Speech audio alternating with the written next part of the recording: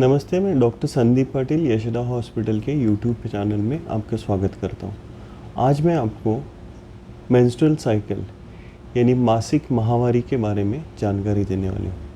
Menstrual cycle जो है उसको मासिक माहवारी, मेंसेस, मेंस्ट्रुअल साइकिल ऐसे बहुत सारे नाम से जाना जाता है।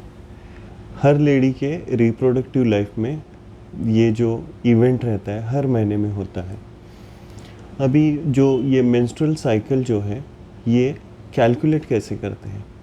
मेंस्ट्रुअल साइकिल कैलकुलेट करने के लिए पीरियड के फर्स्ट डे से अगले पीरियड के फर्स्ट डे का जो ड्यूरेशन है वो एक मेंस्ट्रुअल साइकिल करके माना जाता है। फॉर एग्ज़ाम्पल, किसी लेडी को 1 जनवरी को पीरियड आया, वो पीरियड 5 दिन तक रहा और उसके बाद नेक्स्ट पीरियड उनको 28 यानी 28 जनवरी को आया, तो ये लेडी को ये पर्टिकुलर मेंस्ट्रुअल साइकिल 28 दिन का था। मेंस्ट्रुअल साइकिल आने के रीज़न्स जो है वो लेडी के बॉडी में जो हार्मोन्स के चेंजेस होते हैं उसकी वजह से हर लेडी को मेंस्ट्रुअल साइकिल आता है या पीरियड्स आते हैं। और ये पीरियड्स आने का जो मेन मकसद है, वो मकसद है कि हर महीने में पीरियड, जब लेडी को पीरियड आते हैं उसके बाद वो लेडी को का यूट्रस जो है, यूट्रस का अंदर का लाइनिंग जो है जिसको हम एंडोमेट्रियम बोलते हैं, वो प्रेगनेंसी के लिए पोषक बनाने के लिए ये पीरियड्स हमेशा आते रहते हैं। अभी ये जो पीरियड्स रहते हैं उसका जो ब्लड रहता है, वो जो पीरियड का ब्लड रहता है उसमें ब्लड यानी खून रहता है, उसके साथ मेंस्ट्रुअल फ्लूइड रहता है, उसके साथ जो यूट्रस के अंदर के लाइनिंग के जो एंडोमेट्रियम के टिश्यू बीट्स रहते हैं, और ये सब मिलके ये मेंस्ट्रुअल ब्लड रहता है वो यूट्रस के माउथ से यानी सर्विक्स से बाहर निकलता है और वो वजाइनली डिस्चार्ज होता है। अभी नॉर्मल जो मेंस्ट्रुअल साइकिल रहता है वो 28 दिन से 35 डेज तक रह सकता है। The normal shortest duration of menstrual cycle is 21 days। यानी किसी लेडी को अगर हर 21 दिन में पीरियड आ रहा है तो वो भी नॉर्मल है। Normal upper limit of normal menstrual cycle is 35 days यानी 35 दिन। यानी किसी लेडी को अगर हर 35 दिन में पीरियड आता है तो वो भी हम नॉर्मल मानते हैं। 21 दिन से कम समय में पीरियड आना वो एबनॉर्मल है। 35 डेज़ के ऊपर पीरियड जाना वो भी एबनॉर्मल है। कई लेडीज़ को कभी 1 महीने में पीरियड आएगा, कभी 1.5 महीने में, कभी 2 महीने, 3 महीने में, ऐसे इरेगुलर पीरियड्स भी आते रहते हैं। उसके रीज़न्स हम डिस्कस करेंगे। अभी ये मेंस्ट्रुअल साइकिल है या पीरियड्स है वो क्यों आते हैं? क्योंकि लेडी के बॉडी में हार्मोन के चेंजेस होते हैं। अभी ये मेंस्ट्रुअल साइकिल के फेजेस क्या रहते हैं वो मैं आपको बताता हूँ। फर्स्ट फेज़ जो है वो मेंसेस यानी ब्लीडिंग का या पीरियड का फेज़ है। नॉर्मली ये पीरियड का फेज़ है, ब्लीडिंग का फेज़ है, 3 से 7 दिन तक रह सकता है। किसी लेडी को उनका पीरियड आता है उसके पहले 1, 2, 3 कई दिन स्पॉटिंग होता है, तो वो लेडीज़ ने वो स्पॉटिंग के जो डेज़ है वो अपने पीरियड्स में कैलकुलेट नहीं करना है। उसको हम प्री मेंस्ट्रुअल स्पॉटिंग बोलते हैं, यानी पीरियड आने से पहले का स्पॉटिंग। वो हार्मोन्स की लेवल्स की वजह से होता है, उसको हमें पीरियड्स करके गिनना नहीं है। मान लो एक लेडी को 3 दिन स्पॉटिंग हो गया और उसके बाद प्रॉपर ब्लीडिंग स्टार्ट हो गया। जो स्पॉटिंग था वो 28 तारीख से स्टार्ट हो गया और ब्लीडिंग 1 तारीख से स्टार्ट हो गया, तो उसका मेंसेस 1 तारीख को स्टार्ट हो गया, ऐसे कैलकुलेट करना चाहिए। तो फर्स्ट फेज़ जो है मेंस्ट्रुअल साइकिल का वो मेंस्ट्रुअल ब्लीडिंग या पीरियड्स का है। 7 दिन से अगर वो ज़्यादा ब्लीडिंग होता है तो उसको एबनॉर्मल मानना चाहिए। 3 दिन से अगर कम ब्लीडिंग होता है तो उसको हम कम ब्लीडिंग यानी स्कैंटी मेंसेस बोलते हैं। उसके रीज़न भी अलग है। ये ब्लीडिंग का फेज़ होने के बाद सेकेंड फेज़ आता है फॉलिकुलर फेज़, जिसमें यूट्रस के अंदर जो ईस्ट्रोजन नाम का हार्मोन सक्रिय होता है। फॉलिकुलर फेज के बाद ओवुलेटरी फेज आता है, जिसमें पीयूष ग्रंथि जो रहती है, जो ब्रेन में पिट्यूटरी ग्लैंड रहती है, उस वहाँ से LH नाम का हार्मोन सिक्रीट होता है और उसकी वजह से उनका ओवुलेशन होता है। तो ये ओवुलेटरी फेज है।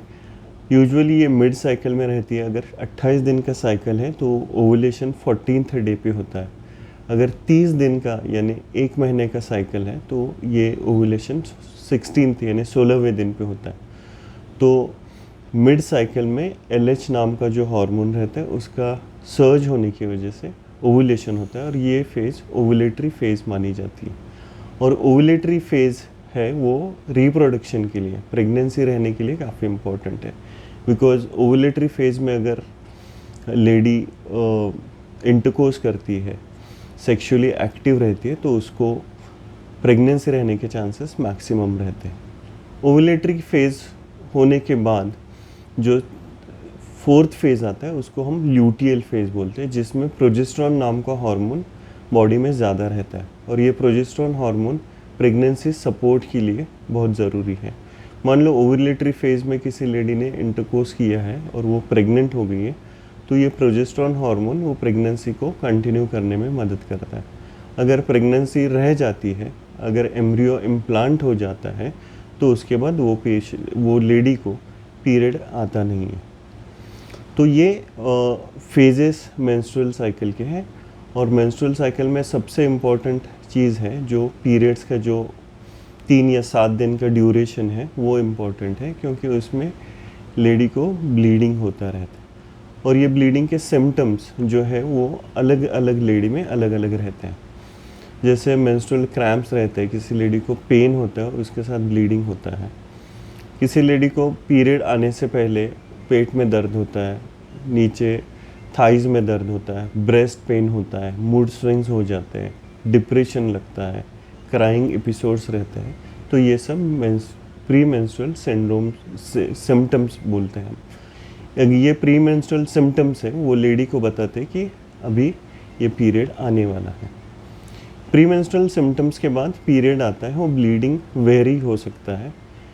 एक ही लेडी में कई बार वो ब्लीडिंग किसी साइकिल में ज़्यादा, किसी साइकिल में कम, ऐसा हो सकता है। लेकिन एवरेज ड्यूरेशन ऑफ ब्लीडिंग 3 से 7 दिन तक रहता है। अभी एबनॉर्मल मेंसेस क्यों रहते हैं वो भी जानना बहुत ज़रूरी है। जैसे एबनॉर्मल मेंसेस है, इसमें इरेगुलर मेंसेस जिसमें मेंसेस प्रोलॉन्ग हो जाते हैं। जैसे मैंने बोला कि 28-30 डेज़ का साइकिल है, वो 40 डेज़ के बाद आया, 45 डेज़ के बाद आया, 1 या 2 महीने के बाद आया, तो इसको इरेगुलर मेंसेस बोलते हैं। इसका मेन रीज़न PCOD है, पॉलीसिस्टिक ओवेरियन डिसीज़। कोई भी शारीरिक या मानसिक स्ट्रेस हो तो उसकी वजह से भी पीरियड्स इरेगुलर हो सकते हैं। रिप्रोडक्टिव लाइफ में मैरिड लेडी में या सेक्सुअल एक्टिव लेडी में पीरियड डिले होना, उसका एक रीज़न प्रेगनेंसी भी हो सकता है। हॉर्मोन्स के एबनॉर्मलिटी जैसे हाइपोथायरॉयडिज्म, थायराइड का हॉर्मोन्स है वो एबनॉर्मल है, प्रोलैक्टिन लेवल्स एबनॉर्मल है, AMH लेवल कम है, तो ऐसे लेडीज़ में भी पीरियड्स इरेगुलर आते हैं। पीरियड्स कभी कभी टू फ्रीक्वेंट पीरियड्स, यानी जैसे मैंने बोला कि 21 डेज़ से भी कम ड्यूरेशन का साइकिल है, तो ये लेडीज़ में फाइब्रॉइड्स हो सकता है, एंडोमेट्रियल पॉलिप्स हो सकता है, और यूट्रस में ईस्ट्रोजन की जो मात्रा है वो ज़्यादा हो सकती है। इसकी वजह से हम ये लेडीज़ को पॉलीमेनोरेजिया यानी बार बार पीरियड आते हैं। तो ये जो इरेगुलर पीरियड्स हैं वो अगर किसी भी लेडी नोटिस करती है तो उनको उसके लिए गायनेकोलॉजिस्ट की सलाह लेनी बहुत ज़रूरी है। अभी tracking of menstrual cycle is very important. हम ट्रैकिंग कैसे करें?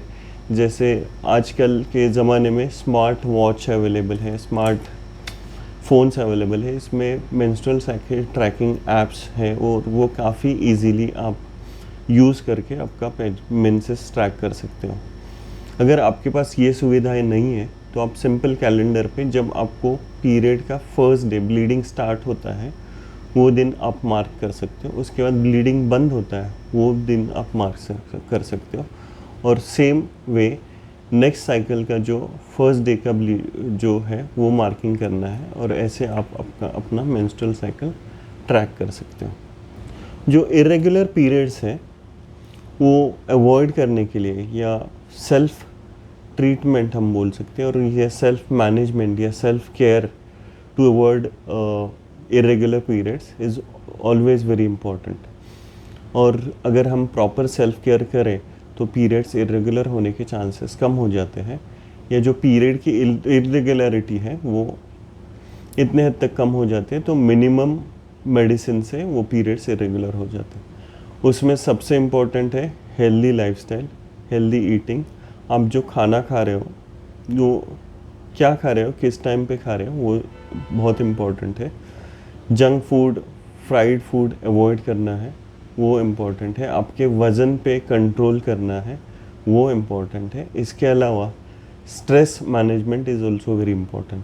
जैसे आप कुछ योगा करो, प्राणायाम करो, कुछ डिस्ट्रेसिंग लाइफस्टाइल आप चूज़ करो, तो वो इरेगुलर पीरियड्स कंट्रोल करने में आपको मदद करेगी। इसके बावजूद आपको अगर पीरियड्स इरेगुलर है तो आपको डॉक्टर को मिलने की ज़रूरत है।